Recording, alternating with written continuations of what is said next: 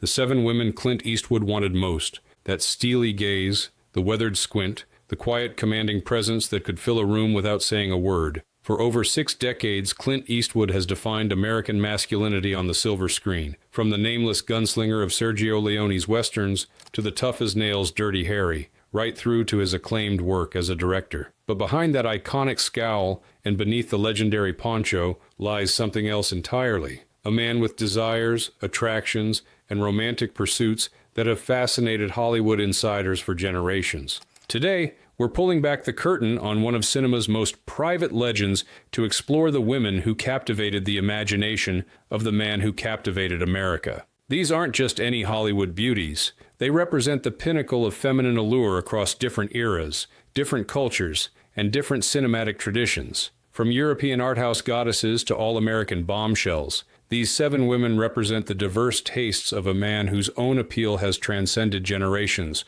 What draws one icon to another? Is it shared artistry, physical attraction, the magnetic pull of 2 powerful personalities? Or perhaps it's that ineffable star quality, something that can't be manufactured or faked, but is instantly recognizable when it enters a room. In this special presentation, we're counting down the 7 women who made Clint Eastwood's pulse quicken throughout his legendary career. From confirmed flirtations to rumored affairs, from professional admiration to distant worship, these stories paint a fascinating picture of Hollywood's most stoic star and the women who managed to crack that famous reserve. So holster your 6-shooters and settle in as we explore the feminine mystique that captured the heart of the man with no name. And believe me, number 1 on this list might just be the most surprising revelation about Clint you've ever heard. But first, let's begin with a screen goddess who represented the epitome of Mediterranean beauty and sophistication. With a man before in the middle of the night, in the middle of the ocean.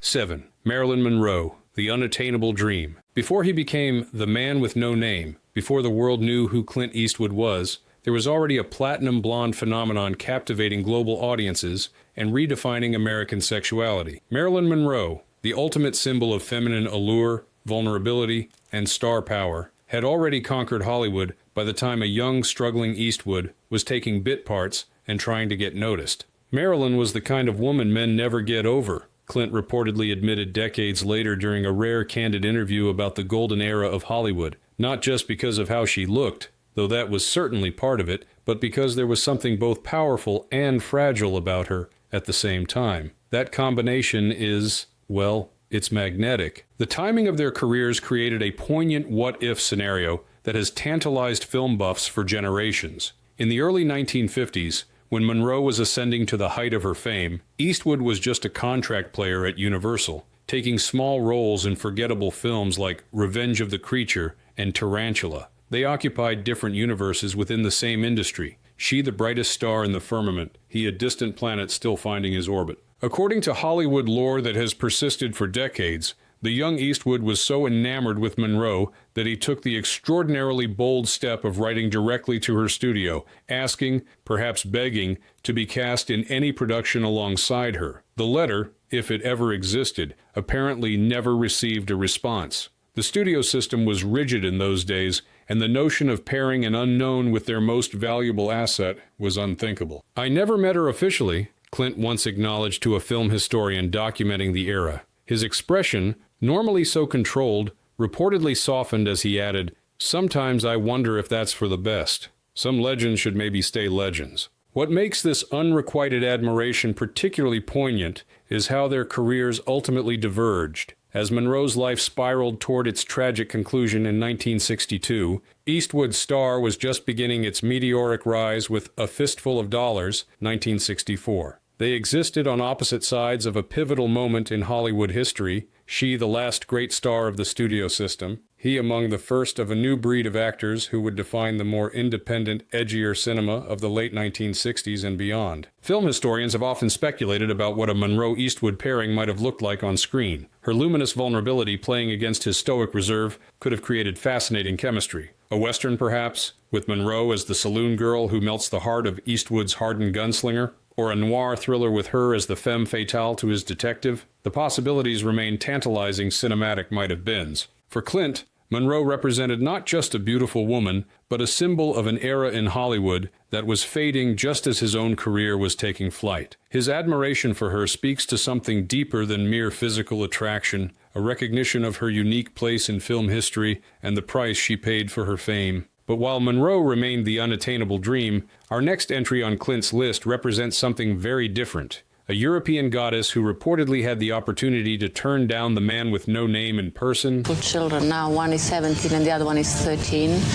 They're adorable, they're wonderful. 6. Sophia Loren, Mediterranean magnificence. If there's one woman who could match Clint Eastwood's screen presence inch for inch, curve for curve, and intensity for intensity, it's the incomparable Sophia Loren. The Italian bombshell who rose from poverty to international superstardom brought a sophisticated European sensuality that was worlds apart from the American pin-up aesthetic of the 1950s and 60s. According to Hollywood insiders, she also brought Clint Eastwood to his knees, figuratively speaking, of course. The most naturally seductive woman alive. That's what Eastwood reportedly called Loren during a private conversation with director Sergio Leone while filming The Good, the Bad, and the Ugly. This wasn't just idle praise. It was the culmination of an attraction that had allegedly begun years earlier during a fateful encounter at the Cannes Film Festival. It was the mid-1960s, and both stars were ascending to international fame. Loren, already an Oscar winner for 2 women, Eastwood emerging as a global phenomenon thanks to Leone's spaghetti westerns. The French Riviera provided the perfect backdrop for a meeting of 2 icons whose appeal transcended borders and languages. According to film industry veterans who were there, Clint made his interest known to Sophia in the sophisticated, indirect manner of the era. A private dinner was arranged. Champagne was poured. Conversation flowed as easily as the Mediterranean breeze through the open windows of the hotel restaurant. What happened next has become the subject of Hollywood legend. Some say Loren politely declined Eastwood's advances, explaining that her heart belonged solely to producer Carlo Ponti, whom she would eventually marry in a union that lasted until his death in 2007. Others insist that the chemistry between the 2 stars was too powerful to deny, resulting in a brief but passionate affair that both parties agreed to keep private. The truth? Only Clint and Sophia know for certain, and neither has ever spoken directly about it in interviews. That very silence has only fueled decades of speculation and cemented this potential pairing as one of Hollywood's most intriguing might-have-beens. What makes the Eastwood-Loren connection so fascinating isn't just their obvious physical attractiveness, but the similar trajectories of their careers. Both transcended their sex symbol status to become respected actors and, eventually, formidable forces behind the camera as well. Both brought an authenticity and grit to their performances that separated them from their more manufactured peers, and both carried themselves with a dignity that elevated them from mere celebrities to cultural icons. There's something about European actresses of that era, Clint once remarked when discussing international cinema. They didn't try to hide their strength behind some artificial sweetness. They owned their power, their sensuality, their intelligence. That honesty is compelling. Though their professional paths crossed occasionally at international film festivals and Hollywood events over the decades that followed, Eastwood and Loren never starred together in a film, another entry in cinema's great book of missed opportunities. One can only imagine the smoldering intensity they might have generated on screen, his laconic masculinity playing against her passionate expressiveness. Instead, their connection remains in the realm of whispered maybes and might-have-beens, a brief moment when 2 of cinema's most powerful forces were drawn into each other's orbit before continuing on their separate legendary paths. But while Sophia Loren represented European sophistication and artistic credibility, our next entry on Clint's list embodied something very different, a vision of French sensuality that captivated the entire Western world during the swinging 60s. Fine. You have been studying it? No. No, I have forgotten everything now. 5. Brigitte Bardot, the French fantasy. She's the reason every American man grew a mustache. This tongue-in-cheek quip, attributed to Clint Eastwood during a 1970s interview, barely scratches the surface of his apparent fascination with French bombshell Brigitte Bardot. The blonde phenomenon who scandalized and revolutionized European cinema represented something entirely new in the cultural landscape, a liberated, unapologetic sexuality that broke with conventional morality and established Bardot as the ultimate symbol of the sexual revolution. For Eastwood, whose own career was built on redefining traditional masculinity, Bardot's fearless approach to her image and her art clearly struck a chord. Like him, she was transforming cultural expectations, just from the opposite direction. He by deconstructing the heroic male archetype, she by shattering feminine stereotypes of propriety and restraint.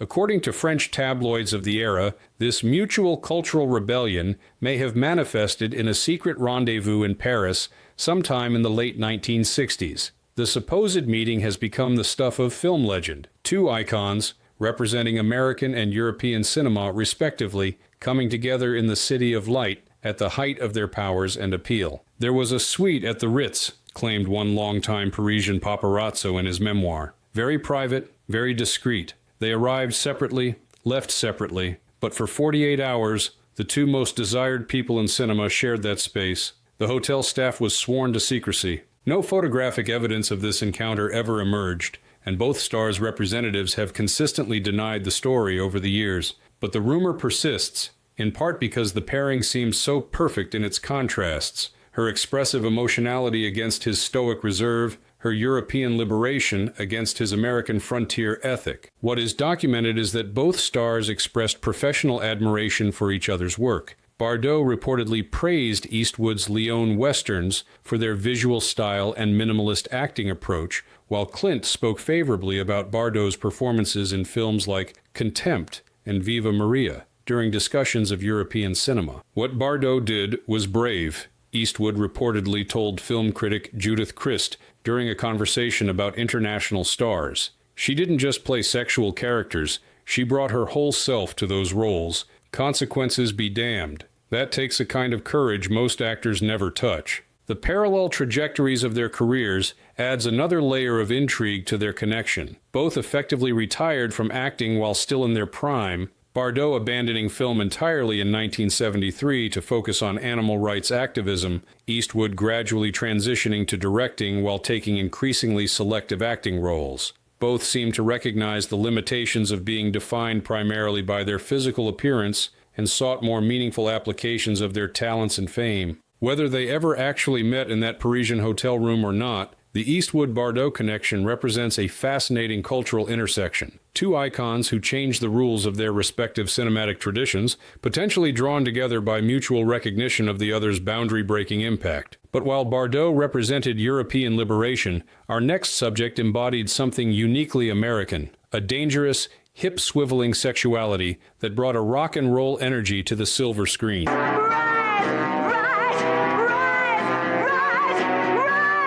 4. Anne-Margaret, The Fiery Temptation. Some attractions are based on opposites, others on recognizing a kindred spirit. When it comes to Clint Eastwood's reported fascination with Anne-Margaret, it seems clear that what drew him to the Swedish-American bombshell was the sense that she was, in many ways, his female counterpart. Dangerous, untamed, and pulsing with an energy that couldn't be contained by conventional Hollywood roles. She was wild, red-headed, and oozed danger, exactly Clint's type, revealed a longtime assistant director who worked with Eastwood during his rise to superstardom in the late 1960s. He was obsessed with her Viva Las Vegas era and tried to get her cast in several of his westerns. The timing makes perfect sense, as Anne-Margaret was setting screens ablaze opposite Elvis Presley in 1964's Viva Las Vegas. Eastwood was redefining the Western anti-hero in Sergio Leone's groundbreaking films. Both represented a new kind of screen presence,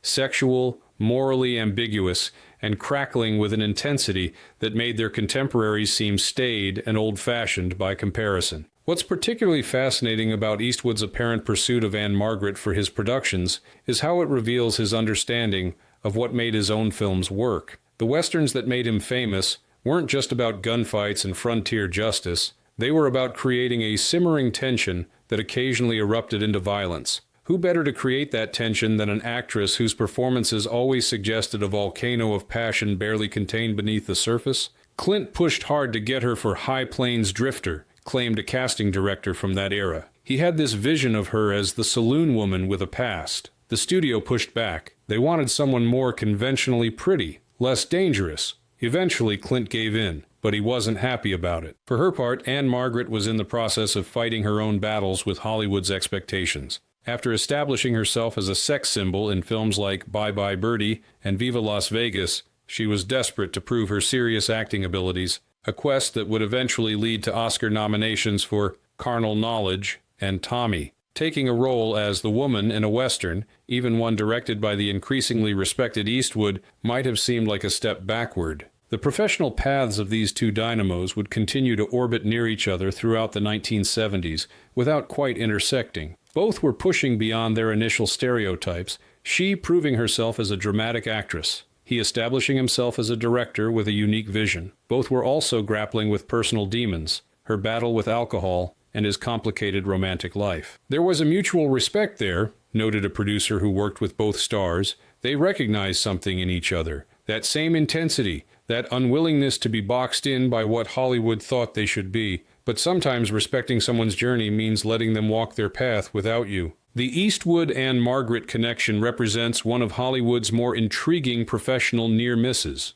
One can only imagine the explosive chemistry they might have generated on screen, his minimalist stoicism playing against her expressive physicality. Instead, their relationship remains one of reported admiration from afar. Two shooting stars whose trajectories brought them tantalizingly close without quite colliding. But while Anne-Margaret represented a fiery American sensuality, our next entry on Clint's list embodied something different entirely. A statuesque vision of feminine power who would eventually share the screen with him in one of the 1990s most underrated Westerns. You know, this comes in waves and spurts, and it goes away. 3. Sharon Stone, The Dangerous Blonde. By the early 1990s, Clint Eastwood had successfully transitioned from movie star to respected director, earning critical acclaim and Oscar attention for films like Bird and Unforgiven. It was at this pivotal moment in his career that he encountered an actress on a similar trajectory, Sharon Stone, who was fighting to prove she was more than just a beautiful face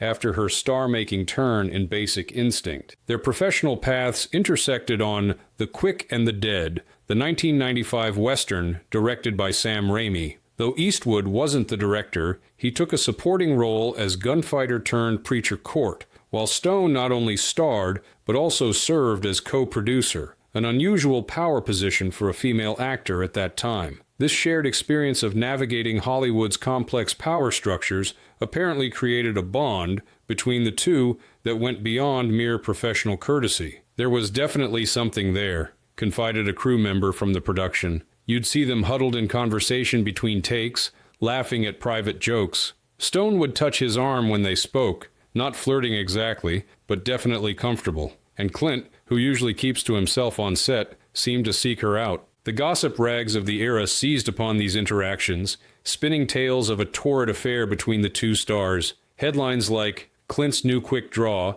Sharon Stone Captivates Aging Gunslinger, and Basic Instinct on Set, Sharon and Clint's Secret Romance, peppered the tabloids throughout the film's production and release. What made these rumors particularly compelling was how both stars handled them, with knowing smiles and non-denial denials that only fueled further speculation. When directly asked about the chemistry during a press junket, Stone reportedly responded, "I admire Clint's directing style," with a pregnant pause and raised eyebrow that sent the room into knowing laughter. For his part, Eastwood maintained his characteristic reserve, though colleagues noted he seemed more animated when discussing Stone's contributions to the film. "She's got good instincts," he told American Film Magazine in a rare compliment, "not just as an actress, but about what works on screen. She understands the power of restraint." That last word, restraint, carried particular weight coming from cinema's master of understatement. For Eastwood to praise another actor's understanding of restraint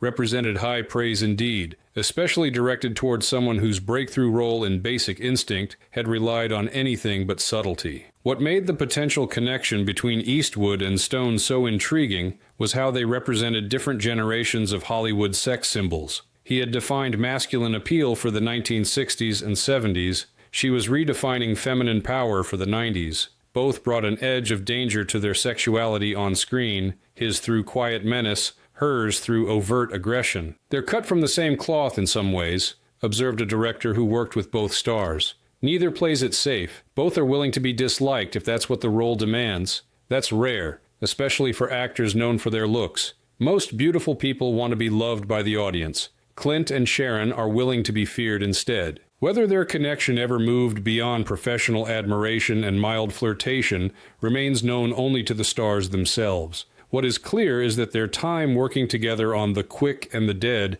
created enough sparks to light up the Hollywood rumor mill for months, and left audiences wondering what might have happened if these two dangerous blondes had shared more screen time together. But while Sharon Stone represented Eastwood's contemporary Hollywood, our next subject embodied the quintessence of old-school Hollywood sex appeal in its most legendary form. You're a nice-sized lady and all that, but you're not exactly what I expected. And I said, I know, I always seem to... 2. Raquel Welch, the ultimate sex symbol. In Hollywood's constellation of stars, few have shone with the blinding intensity of Raquel Welch. From the moment she emerged from the prehistoric seas wearing that iconic fur bikini in 1 million years BC, Welch established herself as perhaps the ultimate sex symbol of the late 1960s, a title she would hold well into the 1970s and beyond. For a man like Clint Eastwood, himself defining a new kind of masculine appeal during the same era, Welch reportedly represented the ultimate feminine counterpart. Clint once said Welch was the reason he took certain roles, just to get on set with her, revealed a longtime camera operator who worked on several Eastwood productions. Nothing ever came of it that I know of, but their paths crossed often enough at industry events, and you could see it in his eyes. He'd actually lose that famous Eastwood cool for a moment when she entered a room. What makes this particular attraction so fascinating is how it represents the intersection of two parallel Hollywood phenomena. As Eastwood was redefining the American male through his taciturn, morally ambiguous characters, Welch was simultaneously transforming the Hollywood sex symbol, bringing a fierce independence and smoldering intensity that set her apart from the more naive bombshells of the previous decade. According to industry insiders, Eastwood made several attempts to develop projects that would star both him and Welch throughout the 1970s. One particularly intriguing concept was a Western that would have cast Raquel as a frontier woman seeking revenge for her murdered husband, with Clint as the gunslinger she hires to help her, only to have them become romantically entangled. The script actually existed, confirmed a producer, active during that period. It was called Blood Moon, or Blood on the Moon, something like that. Came close to getting made around 1975. Studio heads loved the concept. Eastwood and Welch together would have guaranteed massive box office, but scheduling conflicts kept pushing it back, and eventually, the moment passed. Those scheduling conflicts may have been complicated by personal factors as well. Both stars were navigating complicated romantic lives during this period. Eastwood in the midst of his relationship with actress Sandra Locke, Welch dealing with her second marriage to producer Patrick Curtis. The professional opportunity to work together kept slipping away as their personal lives followed different trajectories. What's particularly notable about Eastwood's reported attraction to Welch was how it represented an appreciation for a woman who, like himself, had transcended initial stereotyping to forge a substantive career. Just as he had moved beyond being merely the man with no name to become a significant filmmaker, Welch had fought to be taken seriously as an actress despite the constraints of her sex symbol status. I think what interested Clint about Raquel wasn't just the obvious, suggested a director who worked with both stars separately. It was that she was fighting the same battle he was, trying to be seen as more than just a physical type. They were both trapped in golden cages of their own making, in a way. That creates a kind of understanding that goes beyond physical attraction. Though they never shared the screen, Eastwood and Welch remain linked in Hollywood history as the definitive male and female sex symbols of their era. Two icons whose smoldering intensity and physical presence changed what audiences expected from leading men and women. Their unconsummated professional collaboration represents one of cinema's great might-have-beens, a pairing that could have generated enough on-screen heat to melt celluloid. But while Raquel Welch represented the pinnacle of conventional Hollywood beauty, our final entry on Clint's list embodies something else entirely, a formidable talent whose fierce intelligence and take-no-prisoners attitude created a different kind of attraction altogether. Well, we'd open each week's segment with that authentic footage, hire a couple of writers to write some story behind 1. Faye Dunaway, When Alpha Meets Alpha. In the pantheon of Hollywood legends, few actresses have combined beauty, talent, and sheer force of will as powerfully as Faye Dunaway. From her breakthrough in Bonnie and Clyde to her Oscar-winning turn in Network, Dunaway established herself as not just a great beauty, but a formidable artist whose intensity both on screen and off became the stuff of Hollywood legend. For Clint Eastwood, himself no stranger to artistic determination, this combination of beauty and fierce intelligence reportedly proved irresistible. Two alphas of 1970s cinema. That's how one veteran producer described Eastwood and Dunaway. Their legendary first meeting has become one of Hollywood's most repeated tales, a perfect encapsulation of what made their dynamics so fascinating. The setting was a dinner party at director Arthur Penn's home sometime in the mid-1970s. Eastwood and Dunaway, both at the height of their fame and influence, found themselves seated across from each other. What began as polite conversation reportedly escalated into a heated debate about the film industry, acting techniques, and the responsibilities of artists to their audience. They went at it for hours, recalled an actress who witnessed the exchange, not arguing exactly, but challenging each other intellectually in a way that was electric. You couldn't look away. The rest of the room basically ceased to exist for them. According to Hollywood lore, as the verbal sparring intensified, a fellow guest whispered to Penn, "Should we separate them before this gets ugly?" Penn reportedly smiled and responded, "Are you kidding?" Clint's loving every second of it. What made this clash so compelling